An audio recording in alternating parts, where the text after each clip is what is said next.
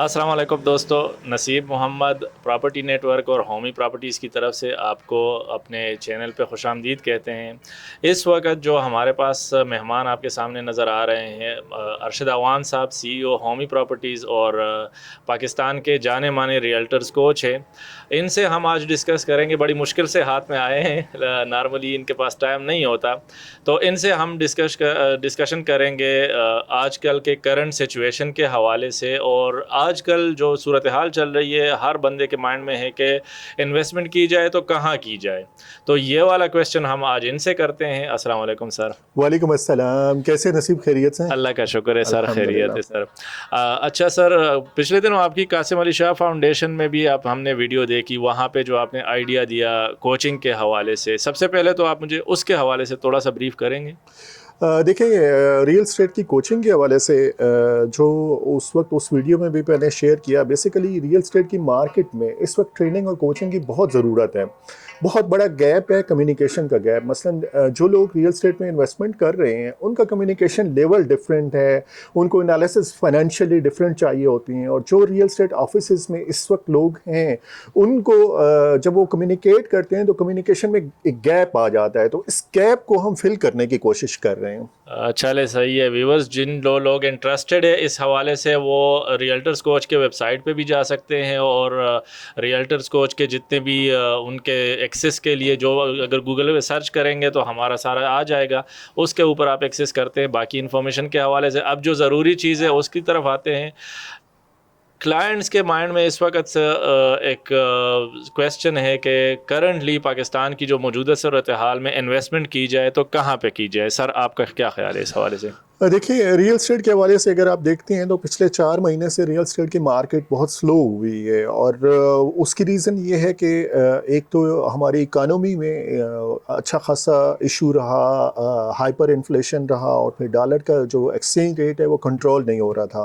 तो real estate में हमारे जो इन्वेस्टर्स होती हैं ऑलमोस्ट 60% ओवरसीज़ पाकिस्तानी इन्वेस्टमेंट करते हैं। तो वो ये सोच रहे होते हैं कि रियल स्टेट में जब डॉलर का एक्सचेंज रेट रुक नहीं रहा है तो वो फॉरेन करेंसी अपने पास ही रखें इन्वेस्टमेंट करने के बजाय। तो उस वक्त चीज़ें, उसकी वजह से चीज़ें स्लो डाउन हुई हैं। लेकिन अभी आप देखेंगे इंशाल्लाह, और पिछले कुछ अरसे में थोड़ा सा ट्रेंड नज़र आया कि डॉलर की वैल्यू कम होना शुरू हो गई। तो अभी लोग स्टार्ट कर रहे हैं रियल स्टेट में इन्वेस्टमेंट करने के लिए। रियल स्टेट में इन्वेस्टमेंट के हवाले से अक्सर औकात मैं कहता हूँ कि अगर रेजिडेंशियल में आप जाते हैं तो रेजिडेंशियल में उतना कुशन नहीं मिलता जितना कमर्शियल में इस वक्त मिल रहा है, क्योंकि गवर्नमेंट के लेवल के ऊपर भी और पब्लिक के लेवल के ऊपर भी अभी एक कंसेप्ट आ रहा है कि कमर्शियल में हाई राइज और वर्टिकल बिल्डिंग में जाया जाए। गवर्नमेंट भी उसको प्रमोट कर रही है। आपको बजट में भी नज़र आया होगा कि गवर्नमेंट अपार्टमेंट में इन्वेस्टमेंट में अप्रिशिएट कर रही है, उस पर टैक्सेस कम हो गए हैं और 2 साल बाद तो ज़ीरो टैक्स हो जाता है। तो उस वजह से अभी हमें डिमांड भी बहुत ज़्यादा आ रही है कमर्शियल के हवाले से। तो इस वक्त राइट टाइम है कमर्शियल में इन्वेस्टमेंट करने का। उसमें शॉप्स भी हो सकती हैं, उसमें ऑफिसेज भी हो सकते हैं और उसमें अपार्टमेंट भी हो सकते हैं। जी सर, इस हवाले से एक आम कंसेप्ट जो आम पाकिस्तानीज़ का एक कंसेप्ट है, मैं आपसे शेयर करना चाहता हूँ कि हम पाकिस्तानीज़ के माइंड में ये है कि कम से कम ज़मीन अपनी होनी चाहिए, छत अपनी होनी चाहिए। तो जो आप कह रहे हैं कि अपार्टमेंट्स में हो या शॉप्स में हो, तो उसमें तो कल को खुदा ना ख्वास्ता कुछ भी हो सकता है। तो आप उसके रिटर्न या वहाँ के लाइफस्टाइल को कैसे देखते हैं, और सबसे पहले ये फ़ियर किस तरह से ख़त्म किया जाए? देखिए, 2-3 चीज़ें हैं। एक तो ये है कि अपार्टमेंट में जब आप इन्वेस्टमेंट करते हैं ना और रेजिडेंशियल को उसके साथ कंपेयर कर रहे होते हैं, तो हमारे पास अक्सर क्लाइंट आते हैं और वो क्लाइंट अब रेजिडेंशियल से अपार्टमेंट में, एक तो मैंने आपको बता दिया टैक्सेस की वजह से मूव कर रहे हैं, दूसरा वो मेंटेनेंस की वजह से और रेंटल इनकम की वजह से मूव कर रहे हैं। कि अगर आप अपार्टमेंट में इन्वेस्टमेंट करते हैं तो आपको रेंटल इनकम ऑलमोस्ट बराबर आती है रेजिडेंशियल घर के हवाले से, लेकिन आपको जो मेंटेनेंस होती है वो बहुत कम हो जाती है। आपको मेंटेनेंस कम करना पड़ता है। 6 महीने बाद अगर कोई क्लाइंट जो टेनेंट है वो छोड़ के जाता है तो आपको बहुत कम मेंटेनेंस करनी पड़ती है। उसके अलावा अपार्टमेंट और कमर्शियल के जो प्रोजेक्ट आ रहे होते हैं वो लोकेशन पे, बहुत अच्छी लोकेशन के ऊपर होते हैं। जैसे आपका क्वेश्चन था कि रेजिडेंशियल में लोग कह रहे होते हैं कि अपने छत होनी चाहिए, तो अगर आप कंपेयर करते हैं शहर के करीब एरिया, जैसे इस्लामाबाद है तो इस्लामाबाद के करीब, मोटरवे के करीब, एयरपोर्ट के करीब का एरिया अगर आप कंपेयर करते हैं तो प्राइसेस रेजिडेंशियल प्लॉट की बहुत ऊपर जा चुकी हैं। वो middle class, upper middle class की रेंज में तो शायद हों, लेकिन एवरेज मेजॉरिटी लोगों की रेंज से वो बाहर निकल चुकी हैं। तो अगर आपने अपनी छत के लिए अपना प्लॉट अरेंज करना है तो फिर आपको काफ़ी दूर निकलना पड़ेगा। लेकिन अगर आपको शहर के करीब रहना है, आप अगर ओवरसीज़ पाकिस्तानी हैं, साल में 2 महीने के लिए आते हैं, तो कमर्शियल अपार्टमेंट बेस्ट इन्वेस्टमेंट होगी। इसके अलावा आप अपने बच्चों को भेजते हैं एजुकेशन के हवाले से, आप रूरल एरिया से तल्लक रखते हैं, बच्चे आप चाह रहे होते हैं कि सिटी के करीब हों और वहाँ पे यूनिवर्सिटी में एडमिशन ले, तो अपार्टमेंट एक बहुत अच्छी इन्वेस्टमेंट है। चले ठीक है सर। और यहाँ पे मैं एक चीज़ ऐड करता चाहूँ ऑन अ लाइटर नोट, यहाँ पे जो सोशल मीडिया के लोग हैं, जो सोशल मीडिया पे ज़्यादा टाइम गुजारते हैं, कल परसों एक ट्रेंड चला था और वो इस हवाले से था कि हमें बताया जाए, मैं आप लोगों से भी पूछता हूँ चले, कि आप लोग हमें बताएं कि कौन सा ऐसा रेजिडेंशियल, कौन सा घर है जो 2 करोड़ का बनता है और 20,000 रेंट पे जा रहा होता है।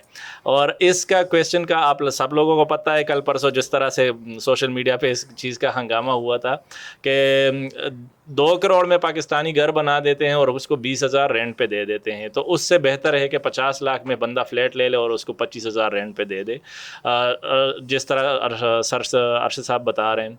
अच्छा, अब कमर्शियल के हवाले से जिस लोकेशन की आपने बात की कि लोकेशन अच्छी हो, शहर के अंदर हो, शहर जिस जगह पे हम इस वक्त बैठे हुए हैं, ये कौन सी जगह है?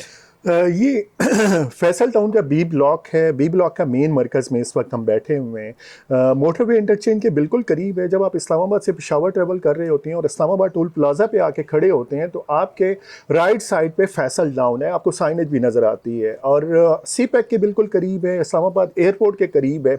मैं यहाँ पर एक और चीज़ ऐड करता हूँ। जब आप कहीं पे भी इन्वेस्टमेंट कर रहे होते हैं ना, तो आप मार्केट में देखें कि उस मार्केट में कुशन कितना है ग्रोथ का। जैसे मतलब मैं आपको एक एग्जांपल देता हूँ कि आप प्राइसेस को कंपेयर करें टॉप सिटी की, मुमताज़ सिटी की, जो एयरपोर्ट के बिल्कुल करीब हैं, और फिर आप प्राइसेस कंपेयर करें यहाँ पे जिस लोकेशन पे हम फैसल टाउन में बैठे हुए हैं, और स्पेशली ये प्रोजेक्ट सुफियाना का जो प्रोजेक्ट है, इसके प्राइस कंपेयर करें तो आपको बहुत बड़ा फ़र्क नज़र आएगा। और वो फ़र्क बेसिकली आपको नेक्स्ट रिटर्न देगा। वो जो गैप है, ये मार्केट वही उसी रेंज पे जाके रुकेगी जिस रेंज पे इस वक्त टॉप सिटी और मुमताज़ सिटी है। अगर इनका कनेक्शन कश्मीर हाईवे के साथ हो जाता है तो इंस्टेंटली जंप आएगा प्राइसेस में। तो इस हवाले से ये एक बहुत अच्छी लोकेशन है इन्वेस्टमेंट के पॉइंट ऑफ व्यू से।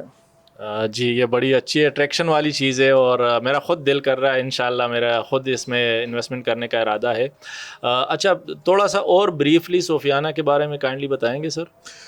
सुफियाना का ये प्रोजेक्ट जो बी ब्लॉक के मेन मरकज़ में है, इसमें 3 कंपोनेंट हैं। एक है शॉप्स हैं, लोअर ग्राउंड के ऊपर शॉप्स हैं, ग्राउंड के ऊपर शॉप्स हैं, फर्स्ट फ्लोर के ऊपर हमारे पास ऑफिसेस हैं, और उसके ऊपर फिर अपार्टमेंट है हमारे पास। और अपार्टमेंट में भी 1 बेड और 2 बेड, इवन हम अगर ऐसे कोई क्लाइंट होते हैं जो जिन्हें 3 बेड चाहिए हो, तो हम 3 बेड भी उन्हें बना के दे सकते हैं।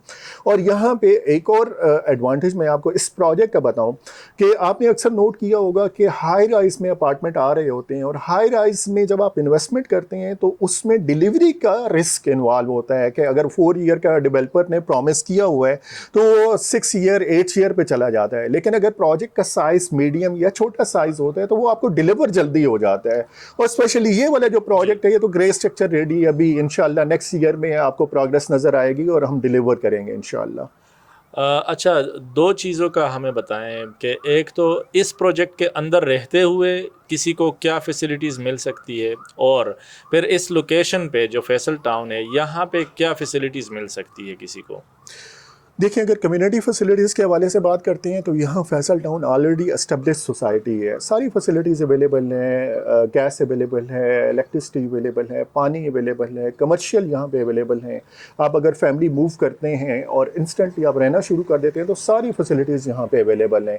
इसके अलावा यहाँ पे एक और एक एडिशनल फ़ीचर आपको मिल सकता है एयरपोर्ट और मोटरवे के करीब होने की वजह से। वो ये है कि फर्निश्ड करें आप अपना अपार्टमेंट, और उस अपार्टमेंट को आप booking.com पे और रेंटल के जो पोर्टल्स हैं उन पे रेंट पे लगा सकते हैं, और आपको रेंटल जो इनकम आएगी वो एक आम अपार्टमेंट के रेंट से बहुत बेहतर आएगी, और बड़ी अच्छा रिवार्ड आपको मिलेगा उस पे। सही सही। अब मेरा नेक्स्ट क्वेश्चन यही था रेंटल के हवाले से। थोड़ा सा मुझे बताएंगे कि फिगर बताएंगे, क्योंकि ज़ाहिर है हम पाकिस्तानीज़ को ये ज़रूरी पता होना चाहिए कि कितने तक कोई इनकम हो सकती है, और हमने फिर इसको कंपेयर करना है रेजिडेंशियल प्लॉट या रेजिडेंशियल घर वाले के साथ, कि उसका हमें कितना आएगा और इसका कितना आएगा। वही जो 2 करोड़ में 20,000 वाला जो कंसेप्ट है। मैं बेसिकली आपको ना फाइनेंशियली कंपेयर करके दिखाता हूँ, और मैं दो सिचुएशन नहीं कंपेयर करूँगा, मैं तीन सिचुएशन कंपेयर करूँगा। पहली रेजिडेंशियल में अगर आप इन्वेस्टमेंट करते हैं तो आपको रेंटल इनकम बहुत कम आती है, और जब आपका किराएदार छोड़ के जा रहा होता है पूरा घर आपको मेंटेन करना पड़ता है, और वो जो रेंटल इनकम आपको आई होती है उसका मेजर पोर्शन फिर मेंटेनेंस में चला जाता है। हमारे पास एक स्टोरी है, हमारे पास एक क्लाइंट आए, उनका कनाल का घर था, तकरीबन 5 करोड़ घर की वैल्यू बनती थी। मेरे पास आए, हमारा कमर्शियल का प्रोजेक्ट था, वहाँ पर उन्होंने शॉप बुक कराई, तो डिस्कशन हुई। वो कहते हैं जी जब मैं रेंट पे देने गया तो 1 लाख रेंट आ रहा था 5 करोड़ के घर के ऊपर। तो जब वो किराएदार खाली करके जाएंगे तो उस किराए में से मुझे मेंटेनेंस भी करनी पड़ेगी, तो उससे बेहतर है कि मैं उसकी हाफ प्राइस से भी कम प्राइस पे शॉप ले लूं और मुझे रेंट उससे ज़्यादा आ जाएगा। तो 10 या 15 मिनटों के अंदर उन्होंने डिसीजन किया और हमारे पास उन्होंने शॉप लॉक करा ली। अच्छा, कंपैरिजन के हवाले से मैं बात कर रहा था, तो एक तो कंपैरिजन रेजिडेंशियल का बनता है कि रेजिडेंशियल में आप इन्वेस्टमेंट करते हैं तो रेंटल इनकम कम आती है। उसके बाद जब आप अपार्टमेंट में जाते हैं ना, तो अपार्टमेंट में दो कंपैरिजन बनते हैं। एक, आपको अक्सर मीडिया के ऊपर ये नज़र आ रहा होगा कि सर्विस अपार्टमेंट कई डेवलपर ऑफर कर रहे होते हैं कि जी आप होटल अपार्टमेंट पे इन्वेस्टमेंट कर दें, आप सर्विस अपार्टमेंट पे इन्वेस्टमेंट कर दें। उनका जब आप रेट देखेंगे ना, तो पर स्क्वायर फीट रेट वो 40,000 से लेके 50,000 पर स्क्वायर फीट पे वो आपको सेल कर रहे होते हैं, उसमें फर्निश्ड होता है। अब उसको कंपेयर करें और सुफियाना का ये हमारा प्रोजेक्ट कंपेयर करें कि ये पर स्क्वायर फीट आपको कितने में पड़ता है। यहाँ पे फर्निश आप कराएंगे तो आपकी कितनी कास्ट आएगी, आपकी थोड़ी सी इन्वेस्टमेंट आपको लगेगी फर्निश कराने में, और जब दोनों रेंटल इनकम जनरेट करेंगे तो वो जो सर्विस अपार्टमेंट वाला है प्रोजेक्ट, वो रेंटल इनकम जितनी जनरेट कर रहा होगा, ये अपार्टमेंट भी फर्निश्ड उतनी ही रेंटल इनकम जनरेट कर रहा होगा। मसलन एक अपार्टमेंट अगर 2 बेड का यहाँ पे नॉर्मल अपार्टमेंट रेंट पे जाएगा तो वो अराउंड 26,000 से 30,000 के दरमियान में रेंट के ऊपर जाएगा यहाँ पे फैसल टाउन में। और अगर आप उसको फर्निश कराते हैं तो वो कहीं 80,000 90,000 तक मंथली रेंटल इनकम जनरेट करेगा आपके लिए। सही, माशाल्लाह, ये अच्छी खासी इनकम जनरेट हो रही है। और आई थिंक ख़र्चा इसके ऊपर जो आ रहा है सोफियाना के ऊपर, वो 1 बेड का अपार्टमेंट जो स्टूडियो अपार्टमेंट है वो यहाँ 27 लाख का है, और 1 बेड का अपार्टमेंट यहाँ पे कोई 40 लाख के करीब है जी, 38-40 लाख के करीब है। और उसके ऊपर फिर 2 करोड़ का घर बना के 20,000 पे रेंट देने के बजाय हमें अपार्टमेंट्स के ऊपर जाना चाहिए जो कि फर्निश हो के वो 80 से 90,000 तक का हमें इनकम जनरेट करेगा। तो मेरा तो इंशाल्लाह इरादा है, आप लोगों का, ये थी हमारी गपशप अरशद अवान साहब के साथ। आप लोगों के माइंड में कोई क्वेश्चन हो तो नीचे कमेंट्स में लिख सकते हैं, और इंशाल्लाह मैं सारे क्वेश्चंस को अरेंज करके नेक्स्ट जो हमें टाइम मिला मैं सर से टाइम लूँगा। सर काइंडली प्लीज़ अपनी क्लोजिंग दे दें। श्योर जी, आप हमारी वीडियोस देखते हैं, मुख्तलिफ क्वेश्चन अगर आपके माइंड में आते हैं या आप अपने दोस्तों में बैठे होते हैं और डिस्कशन कर रहे होते हैं और वो दोस्त आप पे कोई क्वेश्चन करते हैं, तो इंस्टेंटली आप हमें वो क्वेश्चन भिजवाइए, हम आपको इंशाल्लाह रिप्लाई करेंगे। हम कोशिश करते हैं कि आपकी जो इन्वेस्टमेंट है वो स्टेबल मार्केट में कराएं, जहाँ पे रिटर्न आपको बहुत बेहतर मिले और इन्वेस्टमेंट जो है वो बहुत सॉलिड हो, ताकि आप जब फ्यूचर में अपने दोस्तों के साथ बैठें, अपनी फैमिली के साथ बैठें, तो इससे इन्वेस्टमेंट को याद करें कि हमने वाकई एक जगह पे इन्वेस्टमेंट की थी और वहाँ पे हमें इतना रिटर्न मिला है। Thank you so much sir, thank you so much. आप लोगों का भी बड़ा शुक्रिया, बहुत टाइम आपने हमारे साथ गुजारा, और ये जो टाइम है इससे जो इन्फॉर्मेशन आपको मिली है इंशाल्लाह ये फ़ायदा मंद होंगी। Thank you so much.